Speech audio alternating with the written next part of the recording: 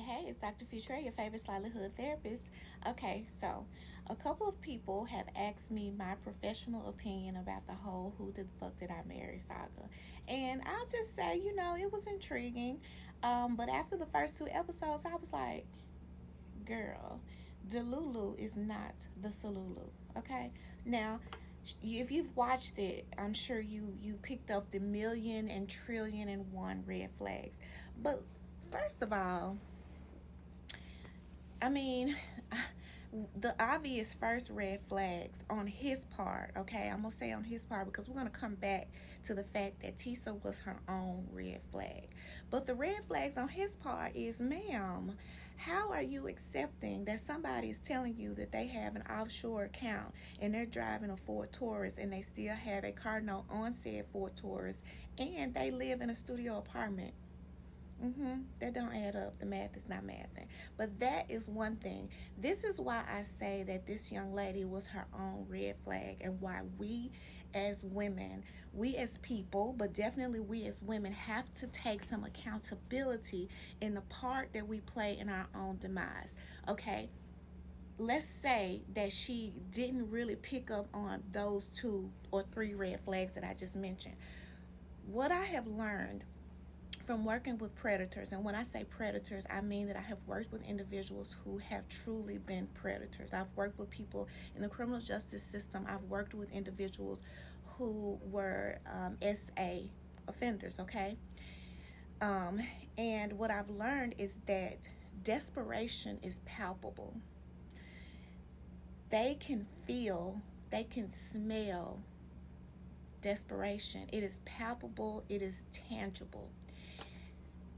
We show someone that we're desperate by being so willing and being so open. No way should you be so willing to give somebody everything that you have. And I'm not talking about just things, right? But to allow someone so much access to you within such a short amount of time screams desperation to this person who is looking for a mark. They looking for a lick. They looking for a come up. They're looking for a reason to perpetrate their lies if that's what his issue was. But I understand that there are women, there are those of us still out here who want to be a wife. We want to belong to someone, but that is the problem. You want to be a wife. You want to belong to someone. You need to change your focus. You don't want to just be a wife. You don't want to just be married. You don't want to just belong to someone.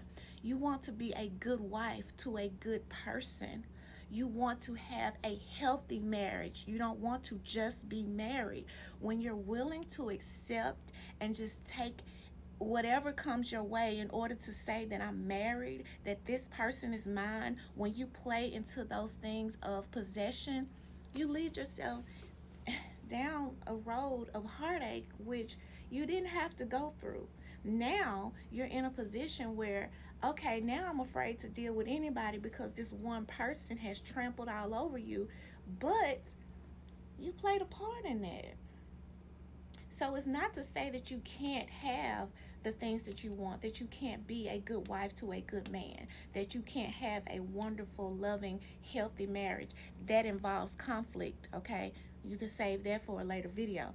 But you can't just take anything, because taking anything will shorten a whole lot of happiness that you were wanting to get. Because the goal is supposed to be happiness. It's supposed to be comfort. It's supposed to be peace. It's supposed to be living and coexisting with someone that you can actually do that with. Not just to be sitting up somewhere talking about I'm somebody's wife and now I don't even know who that somebody is. So I'm glad she got out of the situation practically unscathed. I know people are going to say, well, she didn't get out unscathed. Compared to some of the things that I've seen in her, she got out unscathed, okay? But, ladies, we got to do better. We have to do better. We have to understand what it is that is about us that makes us a red flag. Because it's not just the other person that's a red flag, it's what you put out that draws something in.